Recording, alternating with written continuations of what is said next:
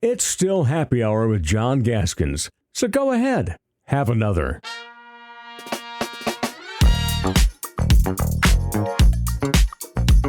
All right, so you mentioned, the Jackrabbit women, because we're kind of bouncing back and forth here. You were on SDPB for a couple of state basketball tournaments, and you've mentioned Steve Emming, longtime voice, Jackrabbit men's basketball and football. Steps down. Tyler Merriam, who had already developed a pretty good name for himself as the women's guy, and of course he got the call already. A bunch of great, illustrious women's seasons with Aaron Johnston, and so he gets elevated to Steve's job. Yep. And so you get the women's job, and I'm sure that was a coveted job. Yep. So talk about grabbing that, what you were feeling at the time, and walking into that. Well, so I got to be totally 2011, honest. by the way. 2011. When SDSU first reached out to me, it was Tyler who reached out. I'll be honest, I didn't know who he was at the time. I'm getting a message on Facebook Messenger saying, hey, can you call me? And I'm like, I don't know who this guy is. I know he works at SDSU. Okay. I almost just blew it off. I was almost like, I'm not going to do this. I'm on a bus with the Moondogs. We're on our way to Thunder Bay. We were going up to Canada. And so I was like, I'll wait till I get back. Figured we got it to a bus stop and the guys got out. And I was like, I'll give him a call. Next thing you know, he's like, hey, this is kind of moving fast. Mike Hendrickson gave me your number. We would like for this to be a thing. Do you want to do it?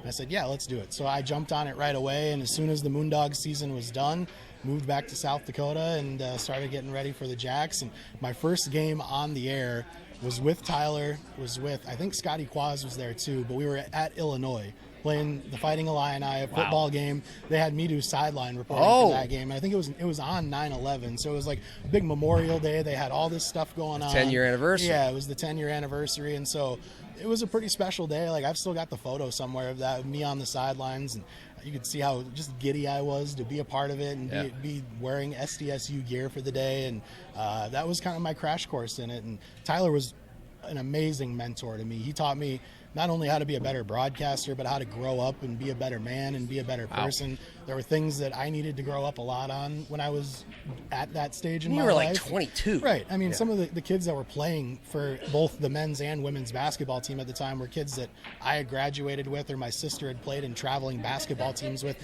Ashley Heidi, my dad coached her traveling basketball team back in the day. So it was a very eye-opening experience. I had a lot of maturing to do, but to cut my teeth there at SDSU and work with Tyler Merriam and get a chance to watch a true professional go about his craft every day and do it with professionalism, there's nobody better to learn from. Not a surprise. He sounds like a pro on the air, that's for sure. Rattle off some of you mentioned Ashley Heidi already, some of the other greats that you got to call their games. Jill Young, one of the all-time scorers in girls basketball in South Dakota. She went to SDSU. She was a terrific guard. She ended up actually broadcasting with me for a year after she got done playing. So that was a good one. Jenny Sonnerborg, she's still playing professional basketball in Australia today. Katie Lingle, she had, after she was done, worked for John Thune's office for a while. I mean, kids that have gone on and done impressive things with their lives. And it was pretty. And Nate Wolters, can't go without talking about him on the boys or men's side. When Tyler was having his first child, I had to go out to New York and call a tournament. Nate Wolters hit a half-court shot. It's still one of the best memories that I can remember. And then to watch him get drafted and go to the NBA and play for the Bucks and all that stuff was pretty cool. How many of those games did you get to do? Those men's games? It was a whole weekend, so there was like 3 games there against Hofstra, and there was a couple other teams out there too. So, where in New York was this? Staten Island. So it was right in the big city. We got done with one game, and I don't even know if I was supposed to. Scott Nagy had a pretty big clamp on his guys to stay in the hotel, but I had caught wind that Grace Potter was playing at the Beacon Theater that night. So I hop on a train, go into town, go to it, and then I see my favorite guitar player. He comes on stage with Grace Potter, Warren Haynes, and I got to see them play live and snuck back on literally the last train back to the island before the night I almost got stuck in Brooklyn for a night, but wow. made it back and got to call a game with the SDSU the next day, and just the little things that you get to experience when you're on the road with those teams, and get to see different parts of the world that you would never see otherwise. And, it's pretty cool. I mean, you saw, if you're watching on Sioux Falls Live, you saw JJ's eyes light up. We'll get to more of the music stuff. Get him going on music, and it's a whole different beast. Things go to another level. Yeah. But most of the time you're dealing with Aaron Johnston. And so, I mean, again, you're talking about personalities and kind of legends, really. Steve Shirley is the only manager who ever can call himself a champion with the Sioux Falls Canaries to this point. Yep. And then you have Aaron Johnston, who was kind of, still pretty young, but already at that time incredibly well established. Yep. So what was he like to work with? Well, I mean, so I've worked with a lot of different coaches over the years. We talked about Steve Shirley. I've worked with Kurtiss Riggs when I was with the Sioux Falls Storm, guys that can be intimidating personalities. Aaron Johnston, for whatever reason, was always the most intimidating to me. Just one of those guys that he had built success. He had a program that was, this is how it's going to be. His players were all kind of cookie cutter cutouts. They all came into the system knowing this is my role, this is how it's going to be. I felt like I was a fish out of water at that point. Like, I'm the outsider coming into this very tight-knit family of people at SDSU. Had to kind of earn my way into the family a little bit. And the interviews with AJ, because he's so hyper-focused on game day, sometimes didn't go the way I wanted them to go. They weren't as back and forth. He just kind of got his stuff done and said, okay, I got to go get ready. I respected that because he's obviously built a huge level of success with all that. But he was definitely one of the more intimidating coaches that I ever had to work with. And it takes a special individual, I think, to be around him when he's in his winning ways. But when he's off the court with his family, he's about as fun-loving, as gentle as they can be. And so I got to learn that side of him, and I wasn't as intimidated as time went on. But it was definitely I do not want to screw up in front of this guy kind of thing. Definitely. So, again, sharpens your skills a little bit. Yep. Do you remember, what's the most memorable game you remember calling for the women? Oh, whether it's be man. an amazing thing that happened at the end, or an incredible atmosphere, or I mean, just getting into the old arena the final time before they moved over to the Denny Sanford Premier Center. That's where they had the old Summit League tournaments, and seeing that rivalry really get renewed between SDSU and USD. When that USD team was kind of coming on, I think Kelly Stewart was on the team at that time, and you had Nicole Werekamp, I think was her name, the kid from Australia. Seacamp. There you go. Thank you. But yeah, it was just really cool to see that get renewed and to feel 5,000 people screaming for their school, and that the heat that came inside that arena that day. 2014 semifinals, if you're keeping track. It was about as good as it got. The WNIT tournament my last year, when we went down to El Paso, we ended up losing, but it came down to a last-second shot for Steph Pollock. She was from Pierre, South Dakota, had an open look. Had she hit it, we would have gone to the Elite Eight. It rattled in and out. But just being there and just watching the emotion go from the highest of highs to the lowest of lows, it was kind of a full-on encompassing experience of what it meant to be a sports broadcaster in that moment. But it really felt like the entire state of South Dakota was listening that night. It felt like everybody wanted to see the Jacks do well. So as far as like just raw anxiety and excitement going into the game, that one was because one it's of the kind biggest. of a standalone game. It's about as big as it got for me at the time. And by the way, I can't let this pass. So you did deal with Scott Nagy for a weekend. Yes. So how was that? I mean, he's a good guy. I mean, I've got an earring. I've got kind of a different personality to how I do things. And he was very much, I want my guys clean cut, no earrings, none of that stuff. I forgot to take an earring out before I got on the bus one time. And he made sure that one of the assistant coaches reminded me, you're not supposed to do that. So there was a way to do things with Scott. Wow. There was a way to do things. And I tried to respect that as much as I could. Genuinely did not want to rub people the wrong way and create problems when I didn't have to, that kind of thing. But there were just times where I was like, okay, I'm dealing with people that are dealing with bigger issues on a daily basis that I probably need to be worrying about. They've got other things going on. He was an intense dude, man. I mean, if you're at that level, the pressure of recruiting, dealing with boosters, dealing with whatever's going on, there's a million things that are pulling these guys in different directions, and then their own personal lives on top of that. But yeah, there were days where I was like, man, I don't know if any of these coaches like me, that kind of thing, but you get through it. I'm sure they did in their own way. Yeah. Did you get to sit courtside to watch Nate Wolters play? Yeah. Okay, so just fill in the blank. Sitting courtside to watch Nate Wolters play was blank. It was different. I had never seen a college player in South Dakota at that time play like that as consistently every single day. I kind of knew who he was as a player with preparation because I would walk into the gym and see him shooting, whether it be we get off the bus with the women's team at midnight and we're getting ready to go home, he was in the gym shooting, or if it was at 8 a.m. when I got to my office in the morning, he was in the gym shooting. He was just one of those guys that I think if they would have given him the choice to put his bunk bed in the gym, he probably would have lived there, that kind of thing. Yeah. There's just certain dudes that you can tell when they go about their business that they're going to be different. Okay. He was as quiet as they come. You could almost never get a word out of him. You could almost never feel him in the room. But when he stepped onto that court, everybody's eyes were on him. And he was just a different beast. Yeah. And boy, and he could handle it. Oh, he could. Because he knew it. Yeah. We're kind of going in your different stages here, your different teams. You had done Jackrabbits 2011 to 14, Canaries 2014 to 2017, and then you got a chance to take over, as you mentioned a lot earlier in this conversation, for the only Hall of Famer, the only broadcaster in the Indoor Football Hall of Fame. Yeah. Rich Roste, just a larger-than-life personality. Yeah. Still around, still an awesome guy. In fact, I saw him here at Gibbs when there was a roast of who was it? Mick, Gary, Craig Maddock, and Mike Henriksen. Were you there that night? Oh, you would have loved it. Anyway, Rich is still doing well, but he decided to hang it up around 2021. Yep.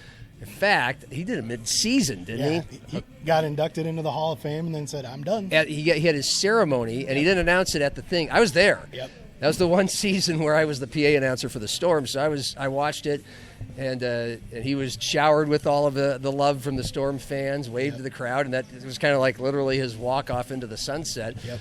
And so, first of all, when did you find out that Rich Roste's retired and we want you to call the games? Well, yeah, that's a whole other story in it by itself. I don't know if you know who Tyler Peterson was. He was a guy who was a clubhouse manager for the Storm for a long time, then ended up working his way into the front office doing sales. I think I met him really time or two. well for himself.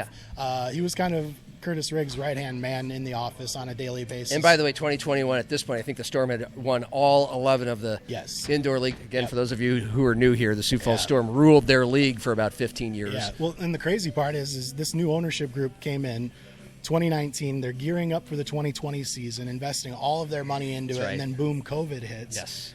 They lost just so much momentum at that point with all of that. And I think having to sit around for a year probably put a bug in some other people's minds that, okay, what are we looking at for future with media, things like that. And there was a little bit of butting of heads, I think, at one point where Rich was saying, I want to go this way. Ownership was saying, we want to go this way. And I think Rich said, all right, this might be the time for me to step down. You're talking about like radio, like whether to stay on the radio or not. Streaming, that kind of thing, how they wanted to utilize those things. Because the Canaries, by the way, Canaries, Storm, and Skyforce have all gone away from the radio. None of them are on the radio. I mean, that used to be unthinkable, but that's what the streaming age has done for us, and budgets are tight. And if you can see it, then that's the only one that still does it is the Sioux Falls Stampede, and good on the Stampede for keeping Jimmy O's voice on the radio. Just got named Broadcaster of the Year, which is pretty cool. So that's awesome. But okay, so they're transitioning. Rich doesn't want to call streaming only anymore. He's a radio guy, and so he wanted to stick around for his thing, and then which is probably a good thing to do. So now you're taking over mid-season, and so they've got a week essentially to figure out who's going to take over, or if they're just not going to have a broadcast for that week, whatever they were going to do. They reached out, I think, to Jay Elson and said, "Hey, do you know anybody?" And Jay said, "Well, JJ does, minor league sports. He's free right now. Give him a call." So I was like, all right, get a phone call. I think it's a Tuesday morning. I'm with my girlfriend at the time. We're sitting in a hot tub, just kind of having our morning coffee. My phone rings, again, a number I don't know. And I pick it up and I said, hello. And he said, hey, this is Tyler Peterson. I'm in Nashville right now. I don't have a whole lot of time. I'm on vacation with my wife, but I wanted to talk to you about something. I said, okay, this is a weird way to get the conversation going. But then he explains to me, Rich is going to be done. And my first thought was, I hope he's okay. I hope there's no health issues, anything like that. So no, it's nothing like that. He's just going to retire. We need somebody to take on the last 4 games of the season. I said, okay, I'd be happy to come in. I'm not doing anything this summer. Let's go for it. And things snowballed quickly. They realized that I was going to be excited about it. They knew that I knew some history of the team and all that, and so brought me back for the next year just as a broadcaster. The year after that, I got salaried and actually came in on as a full-time basis. But yeah, that was a really good relationship. It was fun to get to do indoor football and experience the circus that goes with all that stuff. Yeah. But to add something else to the resume and say I tried that, I did that, it was pretty cool. Again, it's not fun stepping into a Giants' shoes in that situation, but to get to have that opportunity, go to one championship even in a loss with the Storm was pretty cool, and to be there for Kurtiss's final year, that's one that I'll never forget. Hey, you just mentioned Kurtiss. I mean, again, we've established you've worked with some legends here.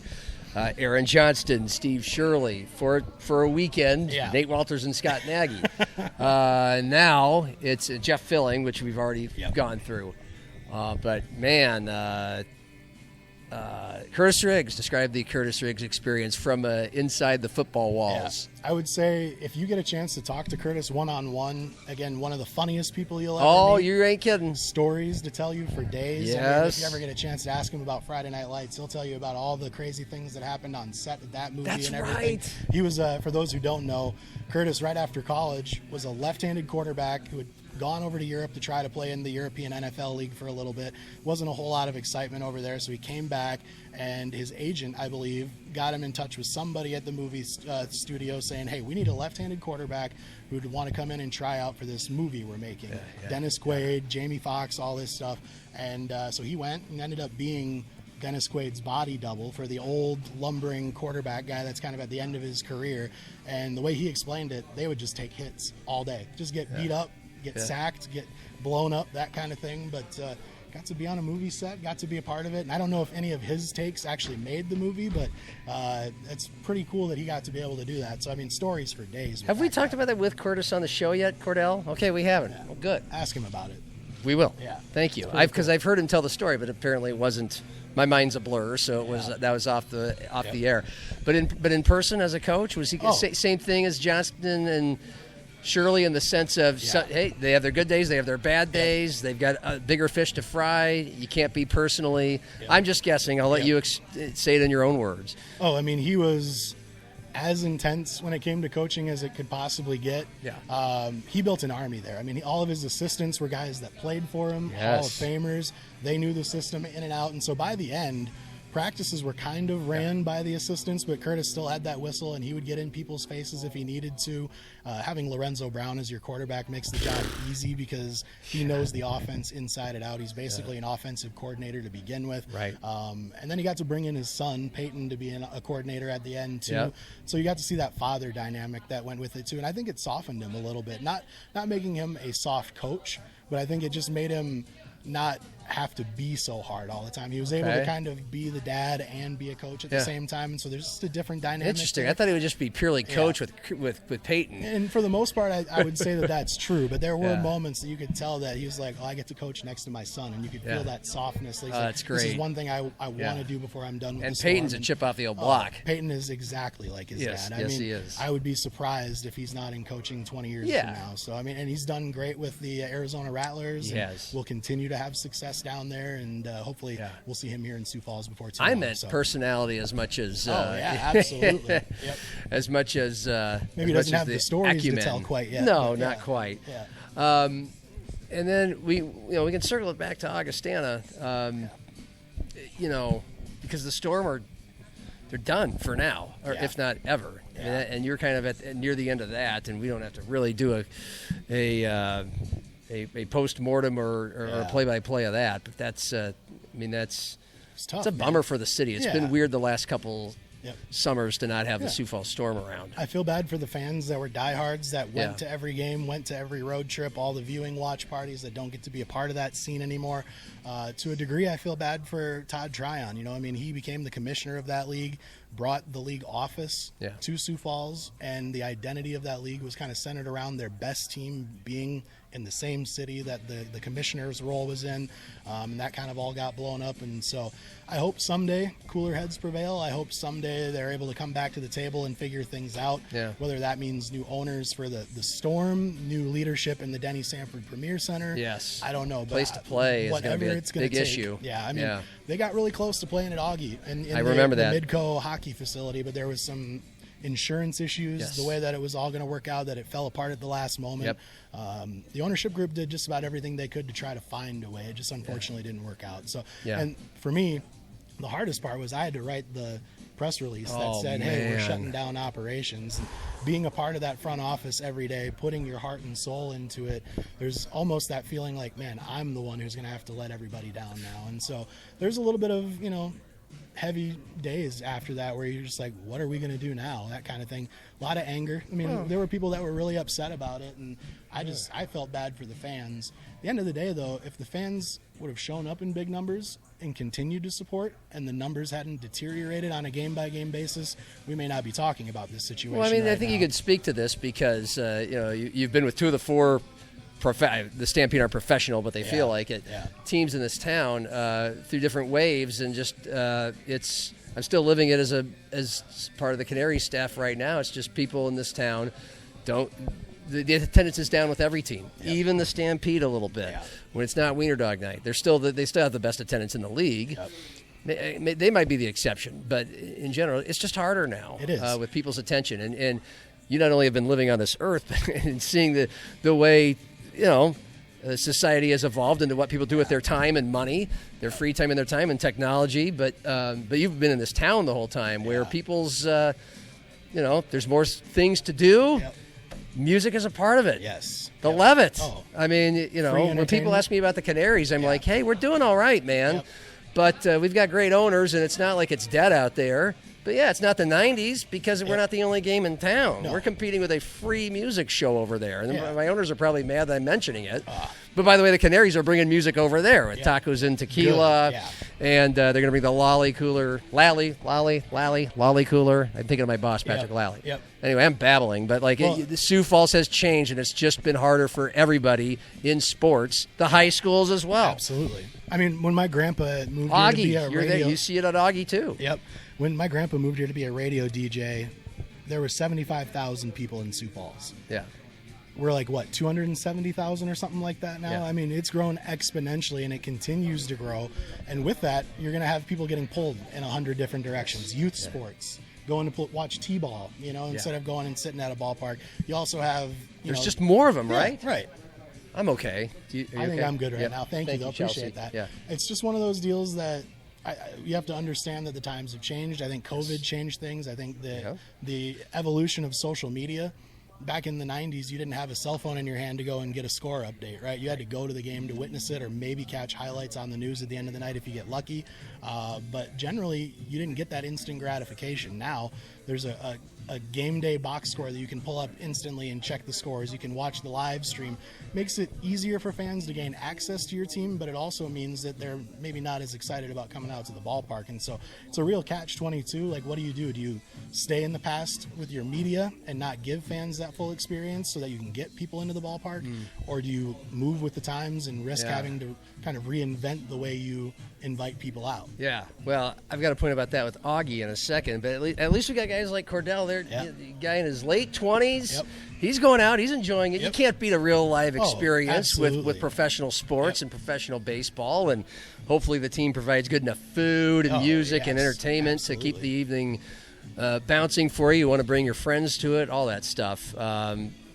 It's incumbent upon the franchises to do the best they can to make the experience the best it possibly can be. It's got to be interesting for you at Augie calling games on stream when there could be a feeling of are we taking people away from the game because now they can see every game, but everybody streams now, so it's just like either do it or not. The Canaries are streamed. I mean, it's just that's the age we live in. That's a source of revenue, and it just kind of feels like that's like when everybody used to have you had to be on the radio, right? If you're a team in town, now you got to be streaming. Yeah, it's a little bit different these days. I mean, radio and it gives broadcasters like you an opportunity. Yes, that's how you got in with Augie. I think as long as sports is around on campuses, there will be some sort of broadcast that happens. It may not be radio, it may not be TV, it might be a live stream. Who knows what they'll have in the future? Holograms or something. Who knows? Who knows? But hopefully not AI. Right? Yeah, we don't need that. I think honestly, though, sports is one of those places that would be very hard to bring AI into the picture, especially in the broadcasting sense, because you can't have a robot generate thoughts and feelings in a second and tell you exactly what's going on with 100% accuracy. I'd like to think so. Broadcasters probably can't do that either, but they can get close. And hearing a voice that is the same, hearing a voice that's a part of the identity of those schools, it's important. I mean, when you grow up listening to the Twins, you remember Herb Carneal, you remember John Gordon, you remember Corey Provis now as the TV guy. There's guys that are going to be around that become part of the identity of sports, and hopefully as long as humans still want to watch and be a part of that sports world, we will have a job as broadcasters too. When did you get roped into Augie? 2014, the it's been tape that delayed long. games is when I started doing it. Joe Beltram, who was a director at Midco Sports at the time, had this Augie cart that they would do where they would make live streams, or not live streams, but tape delayed games. So I would go out and start doing those. They would do high school games as well, and that's kind of how I got involved with Midco as well. So we'll start with Augie. We'll land the plane with Augie. We started with Augie. We'll land the plane with Augie. You got to be a part of so you get to call plenty of games for a 2016 national title team. Yep. And speaking of legends, Tom Billiter. So let's just go straight into him and what he was like to deal with. He was an awesome coach. I mean, he was one of those guys that I think was always worried that things were going to blow up and just get destroyed in a moment. He was trying to find a way to win a game no matter what.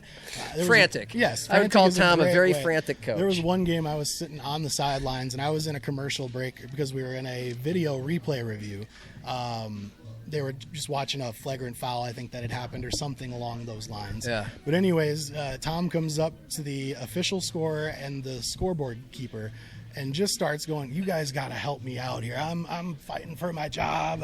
I don't know if we're going to make it through the night," that kind of thing. Like trying to find any way to get an edge on Northern State or whoever they were playing and get a win. But his competitive nature always came out. And he did it, I'm sure, kind of tongue-in-cheek too, being funny because he is a funny guy. But there were definitely some lighthearted moments, but there was always that, man, he's really gung-ho about figuring out how to get this going. And he had such a good program in 2016. I mean, that basketball team was stacked. Well, you got to watch some Dan Jansen courtside. Dan Jansen was incredible. I mean, that game that they had against, I think it was Iowa, where they went in and they had no business beating them. And they he beat hits that Iowa. last-second shot to beat Iowa. That's about as cool as it gets. I got to call CJ Ham games when he was at Augustana in his junior and senior seasons. So, yeah, that was, I think, my first game was one of CJ's best games at Augustana. Ran up and down the field. And at the time, I'm like, this guy's a really good running back. There's no way they're going to take a bowling ball in the NFL, right? Yeah. And he goes and paves his own way, gets willing to play fullback, practice squads, fullback, whatever it takes. He reinvented himself to get to the NFL, and that may be one of the things that I kind of hang on my hat the most, is just being able to say I called games for arguably one of the best South Dakota college football players ever to make it to the NFL. Yeah, I would agree with that. That's hard to argue with. Yeah. Did you ever get a chance to meet him in person much, or was that kind of the deal where you're not just until he got to the pro level? Okay. When he came back and started doing some of the youth camps at Augustana, things like that, start to just introduce myself and say hi or whatever. But no, I never really, I didn't interact with the players a whole lot back then. I've tried to get more involved and meet them and kind of learn who these guys are as I've gotten older. It just helps, I think, them get more relaxed when we're doing interviews and stuff like that, for them to know who they're talking to instead of just some strange guy that comes up. But so I didn't really get a chance to meet him all that much, but that was pretty cool. And then OJ. I mean, he was CJ's coach then, still is the Augustana coach now. Yep. And so you've dealt a lot with that guy. And I mean, again, we just go down to, I'll put OJ in a legends category. Oh, yeah. I mean, he's now the winningest coach in Augie history. Yep. Nobody's won the volume of championships or winning percentages as he has. And I mean, but a remarkable human. He's an incredible human being. He's as nice as they come. He runs about as tight of a ship as they come. Okay. That is militaristic when they go over there. I mean, they are they know exactly where they're going to be, when they're going to be there. The players line up, and they buy into that system 100%. I mean, he's had some coaches that have come and gone the last couple of years, but that system keeps rolling. They've got depth top to bottom at every position. I don't know that, at least right now, that there's a coach that I respect more than Coach OJ. He is as nice of a guy. He's treated me better than any coach has as far as broadcasters are concerned. But to be able to be around him and watch him continue to build that success at Augustana is impressive. Okay, we can leave on a move it forward type of thing. Yeah. They had a great team last year, started 9-0. Yep. Then they lost 2 games, and what a cruel, cutthroat system the Division II playoffs are. Yeah. And they were a top 5 ranked team in the country, and they got shut out of the playoffs. Yep. But what about 2026? I think they've got a lot of potential to be great. They've lost some players the last 2 years that were real centerpieces on defense specifically that they're going to have to fix. It'll be interesting to see how that all goes, but they've got a quarterback now who's a year older that's been developing well in that system. They've got a ton of wide receivers that are just as athletic as it gets at the Division II level. Their schedule's not easy, though, this year. They're going to play Central Missouri Week 1 on a Thursday night in Missouri, so they're going to have to travel for that. They've got to travel to Duluth this year. There's a couple other places that they got to play that won't be easy. They're used to playing 1 o'clock kickoff games at Kirkby Over Stadium, so night games is not something that they're terribly used to. And from what I understood, I thought the NSIC was getting rid of, or at least trying to distance themselves from night games. Okay. So to have that back on the fold this year and having a few more was a little bit of a surprise, but I'm excited. It's going to be great. It's going to be fun, and I'm eager to see what this version of Augustana football looks like this year. And you'll be back on the radio doing it this time. I don't know what format it'll be. I know I will be broadcasting with them. Okay. And there will be, I think, some information coming out from the Augustana media department sooner than later about all that. But they're still working out some details on how that will all shape up. By the way, radio versus TV, how would you characterize calling just from calling the games? Yeah. Radio is very different, I would say, from calling TV, although you can do it in a similar way.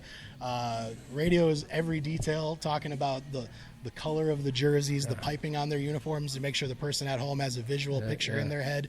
You can let the TV tell a little bit more of the story when you're doing a TV broadcast.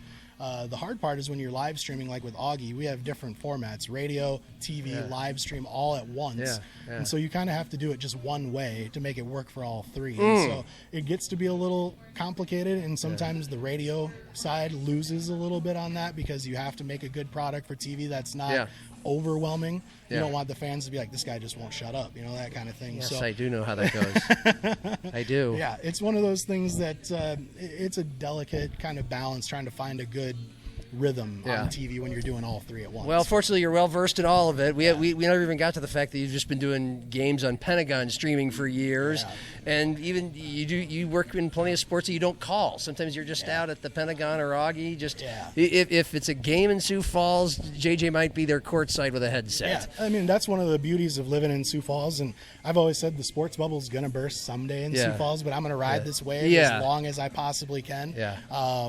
We get TV networks that are huge. Peacock, the big 4-letter word network, every once in a while shows up to do games. You get CBS Sports doing the Summit League tournament. And you find your way to work for them. Yeah, I mean, and once you get in once, as long as you don't screw things up monumentally, they're going to call you back the next year and be part of the crew. So they get local camera guys to run those events. They get local guys to do stats. Brad Newitt, his son Sam, who's just an incredible human being, so smart. He does a lot of their stats for those TV broadcasts as well. So it's pretty cool that we get these friends and people that we've worked with around the community that get chances to be part of a bigger broadcast, see how they work with 2 trucks rolling in instead of a little van production, that kind of thing. It's pretty cool. Yeah. Well, I think we got to end this somewhere. Sure. You and your dad are 2 of my favorite people in this city, not just in the sports in this city. Pat, his father is at almost every Canaries game. Been a scorekeeper for how long out there? I got him started doing scorekeeping my second year with the Canaries, so 2015, and he's been there pretty much every. He took you to games, and now he gets to kind of be there for all of them. And I mean, it seems to me like one of your favorite things to do is to go to live music shows, not just here, but it seems like it's New Orleans a lot, and wherever there's There's somewhere somebody you like. That's like your jam. Yeah, I mean, and thank you for bringing that up. It's pretty cool that I get to share these moments with my dad, and not everybody gets that chance. Yeah, you're like, not everybody's best friends with their dad. Yep. And I mean, let's be honest, he and I butt heads. We're not always best friends, but I would say more often than not, we are doing stuff together. We're laughing with each other. Grew up going to baseball games, listening to the Allman Brothers on van rides up to the Twins game at the Metrodome or whatever. So I was indoctrinated at a very early age on what good music sounded like. Took me to shows, snuck me into where Dada Gastropub is now. It used to be the Sioux Falls Brew Pub years ago. And I was 10 maybe. He would sneak me in. He knew the bouncer at the bar, and he'd be like, he's coming in to watch the band. He's not going to drink. He's not going to do any of that stuff. And bouncers would just say, okay, yeah, you're Pat's kid. Go on in. And so like it got to a point where they all knew that he had the best intentions for me to be around good music, be around sports as much as I could.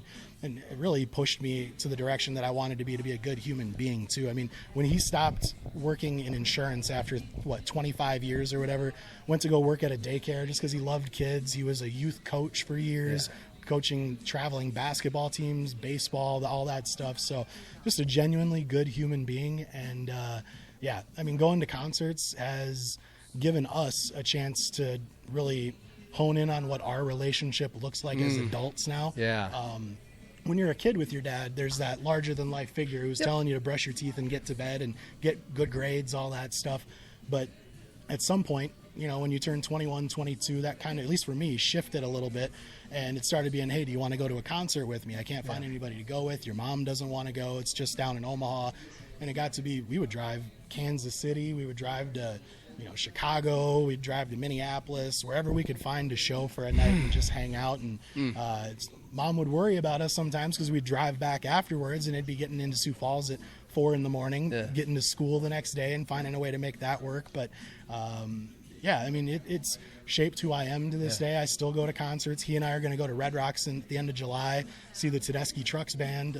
Derek Trucks, who was the longtime guitar player for the Allman Brothers, might be the best guitar player on the planet right now, honestly. But we're going to go see them for 2 nights, take a drive out to Colorado, see some friends. And Red Rocks? Did you say Red Rocks? Red Rocks. Oh, baby. Wow.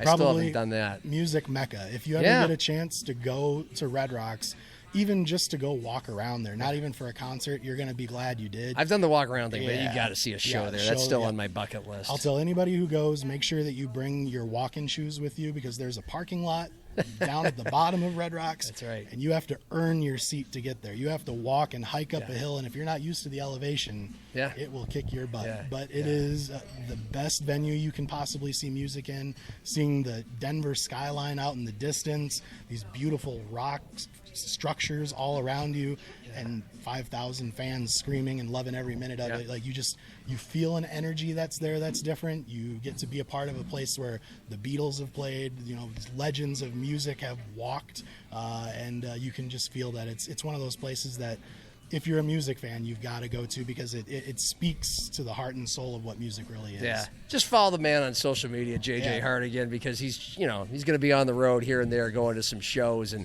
that's a guide for you. And you like, you like bands a lot of people haven't heard of, but to you are just like, wow, this is good on the ears. Oh, absolutely. And your mom's a pretty cool lady as well. Oh my gosh, yeah. Thank you for saying that. She worked in state government, federal government. She was an Army reservist. She was a 1994 South Dakota Army Reservist of the Year. Retired from federal government employment a few years back. She joined Homeland Security back in 1999, something like that. So right before 9/11 happened, and that whole job changed after all that stuff. It got harder. It got stressful. It changed everything about the way people deal with stuff in the United States, and a lot of people would have been hardened by that. She found it as a way to motivate her, found a way to make herself a better person. She really honed in on the naturalization part of it. Homeland Security was immigration and naturalization services. She wanted to find ways to get people to move to the United States, to feel like a citizen, be a citizen, and to do it the right way. And so she dedicated her life to that stuff and still does to this day. I mean, she goes out and she's an activist. She tries to teach kids what it means to be a good voter, a good citizen. Back when we were kids, there was an initiative called Kids Vote, where adults would volunteer their time and go into the school systems and teach people what the executive branch did, what the judicial branch did, all of this stuff. And she really had a lot of passion with that. So to see her succeed with those things, to have her kind of teach me what it meant to be a good human, a good steward in my community, I think that goes a long way to speaking of the person she is. I mean, she was the president of our church. She's done just about anything you could to prove that she's a good human being. And I'm getting a little emotional, but she raised us right. She sure did. I see her and Pat at your sister's softball games. I'm in your sister's softball league, and you're in the. I'm sure they're fixtures at your Sioux Falls City beer league softball they bring their games. Vuvuzelas out and honk their horns, and it's hard. So it's hard not to find the Hartigans out and about in the city of Sioux Falls, as it has been the case your whole life. Well, everybody around who's met you knows you're a good guy, and now people have a better idea of how that came to be. Thank you. I'm certainly glad to have met you and been a part of the journey, and thanks for talking about it today. Yeah, absolutely. And I think people are going to realize after hearing this that I really take heart in the people that have helped me along the way. I really respect the people who have brought me here. You're another one of those people who have always had a kind word to say, an arm around my shoulder, just words of encouragement as these things go on. So I really appreciate your friendship and the ability to do these things on a daily basis. My pleasure. I remember meeting you, and you just went to Shadow Craig and I back at KWSN for a time or two. You've done well. Thanks. Good luck. Appreciate it, man. For J.J. Hartigan, voice of the Augustana Vikings, and video producer Cordell Wright, a big thanks to the folks here at Gibbs Sports Bar on the east side of Sioux Falls. Happy hour, and cheers.